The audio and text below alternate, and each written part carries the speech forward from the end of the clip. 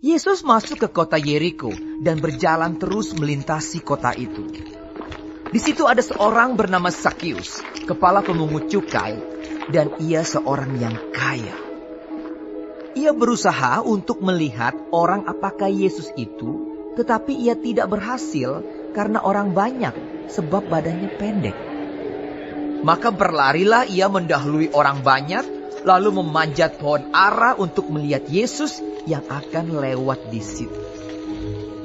Ketika Yesus sampai ke tempat itu, ia melihat ke atas dan berkata, "Zakeus, segeralah turun, sebab hari ini aku harus menumpang di rumahmu." Lalu Zakeus segera turun dan menerima Yesus dengan sukacita.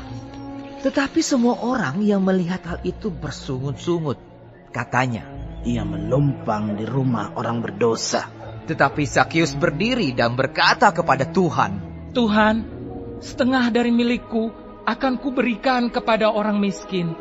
Dan sekiranya ada sesuatu yang kuperas dari seseorang, akan kukembalikan 4 kali lipat." Kata Yesus kepadanya, "Hari ini telah terjadi keselamatan kepada rumah ini, karena orang ini pun anak Abraham.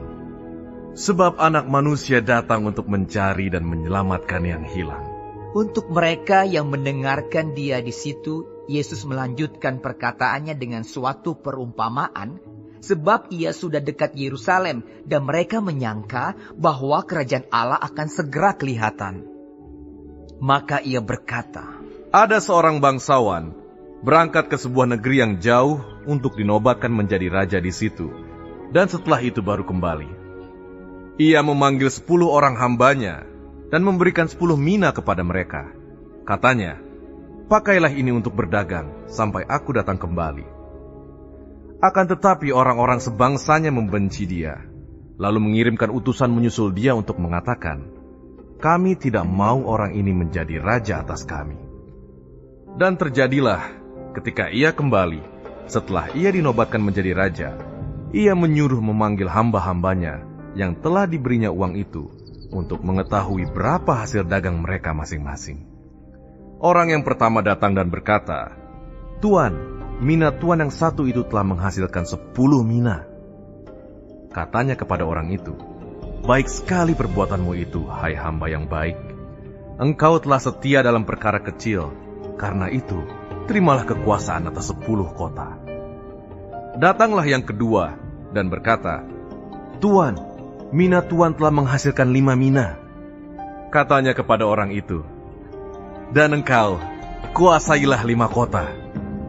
Dan hamba yang ketiga datang dan berkata, "Tuan, inilah mina tuan. Aku telah menyimpannya dalam sapu tangan. Sebab aku takut akan Tuan, karena Tuan adalah manusia yang keras. Tuan mengambil apa yang tidak pernah Tuan taruh, dan Tuan menuai apa yang tidak Tuan tabur." Katanya kepada orang itu, "Hai hamba yang jahat, aku akan menghakimi engkau menurut perkataanmu sendiri. Engkau sudah tahu bahwa aku adalah orang yang keras, yang mengambil apa yang tidak pernah aku taruh dan menuai apa yang tidak aku tabur. Jika demikian, mengapa uangku itu tidak kau berikan kepada orang yang menjalankan uang? Maka sekembaliku, aku dapat mengambilnya serta dengan bunganya."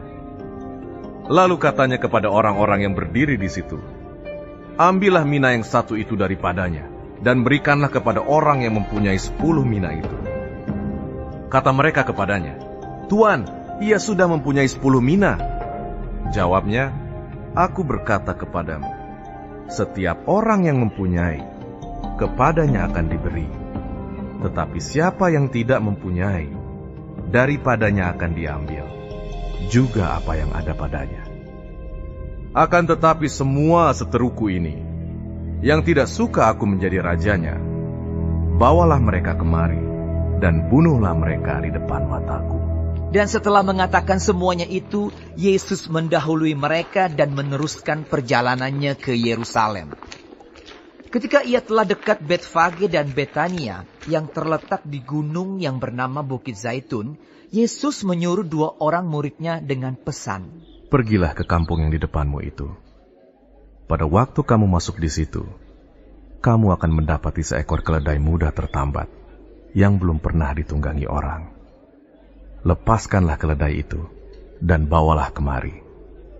Dan jika ada orang bertanya kepadamu, mengapa kamu melepaskannya? Jawablah begini, Tuhan memerlukannya.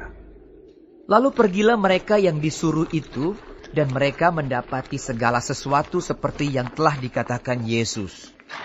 Ketika mereka melepaskan keledai itu, berkatalah orang yang empunya keledai itu, "Mengapa kamu melepaskan keledai itu?" Kata mereka, "Tuhan memerlukannya." Mereka membawa keledai itu kepada Yesus, lalu mengalasinya dengan pakaian mereka dan menolong Yesus naik ke atasnya. Dan sementara Yesus mengendarai keledai itu, mereka menghamparkan pakaiannya di jalan. Ketika ia dekat Yerusalem, di tempat jalan menurun dari Bukit Zaitun, mulailah semua murid yang mengiringi dia bergembira dan memuji Allah dengan suara nyaring oleh karena segala mujizat yang telah mereka lihat. Kata mereka, "Diberkatilah dia yang datang sebagai Raja dalam nama Tuhan. Damai sejahtera di sorga dan kemuliaan di tempat yang maha tinggi." Beberapa orang Farisi yang turut dengan orang banyak itu berkata kepada Yesus, "Guru, tegurlah murid-muridmu itu." Jawabnya, Aku berkata kepadamu, jika mereka ini diam, maka batu ini akan berteriak. dan ketika Yesus telah dekat dan melihat kota itu, ia menangisinya, katanya, Wahai betapa baiknya, jika pada hari ini juga engkau mengerti apa yang perlu untuk damai sejahteramu. Tetapi sekarang hal itu tersembunyi bagi matamu. Sebab akan datang harinya bahwa musuhmu akan mengelilingi engkau dengan kubu, lalu mengepung engkau dan menghimpit engkau dari segala jurusan. Dan mereka akan membinasakan engkau beserta dengan pendudukmu. Dan pada tembokmu, mereka tidak akan membiarkan satu batu pun tinggal terletak di atas batu yang lain. Karena engkau tidak mengetahui saat bila mana Allah melawat engkau. Lalu Yesus masuk ke bait Allah dan mulailah ia mengusir semua pedagang di situ. Katanya kepada mereka, Ada tertulis, rumahku adalah rumah doa, tetapi kamu menjadikannya sarang penyamun. tiap-tiap hari ia mengajar di dalam bait Allah. Imam-imam kepala dan ahli-ahli Taurat serta orang-orang terkemuka dari bangsa Israel berusaha untuk membinasakan dia. Tetapi mereka tidak tahu bagaimana harus melakukannya, sebab seluruh rakyat terpikat kepadanya dan ingin mendengarkan dia.